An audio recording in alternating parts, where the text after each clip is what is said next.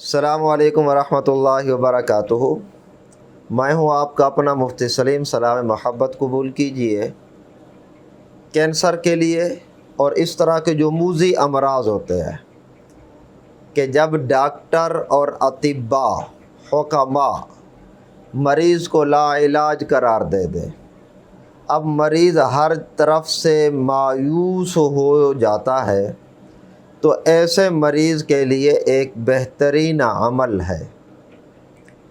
وہ عمل شروع کرنے سے پہلے ایک درخواست سن لیجئے کہ ہمارا چینل سبسکرائب کر لے اور گھنٹی پر انگل لگانا، گھنٹی دبانا مت بھولیں۔ اگر آپ ہمارا چینل سبسکرائب کر چکے ہیں تو پھر شیئر کیجئے۔ تو اس طرح کے بہرحال اب ہم اپنے مقصود کی طرف جاتے ہیں۔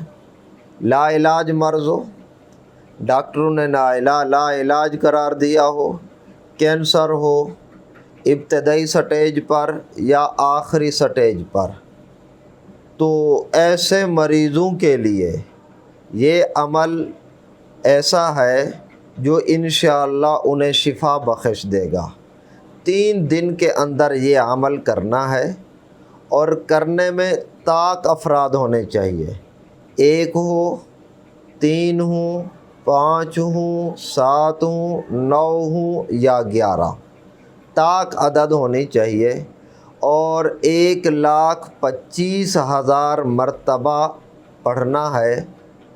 اول آخر 11 مرتبہ درود ابراہیمی پڑھنا ہے، اور اس کے بعد 1,25,000 مرتبہ یہ دعا پڑھنی ہے، یہ آیت پڑھنی ہے: امن یجیب المضطر اذا دعاہ ویکشف السوء۔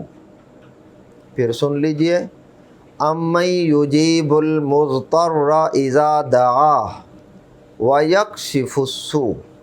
یہ 1,25,000 مرتبہ پڑھنی ہے۔ اول آخر 11 مرتبہ درود ابراہیمی طاق افراد پڑھیں، اور 3 دن کے اندر یہ عمل مکمل کرنا ہے۔ اس کے بعد کچھ صدقہ کر دیں حسب توفیق۔ انشاءاللہ اس کی برکت سے لا علاج مریض صحت یاب ہو جائے گا۔ جس مریض کو اور بیمار کو اطباء اور ڈاکٹر حضرات لا علاج قرار دے چکے ہوں، انشاءاللہ اس کی برکت سے وہ بھی ٹھیک ہو جائے گا۔ ہاں، جب یہ وظیفہ مکمل کرنا ہے تو اس کے بعد گڑ گڑا کر آہوزاری کے ساتھ، لجاجت کے ساتھ اللہ سے مریض کی صحت یابی کے لیے دعا کرنی ہے۔ یہ عمل ضرور کریں اور دعاؤں میں یاد رکھیں۔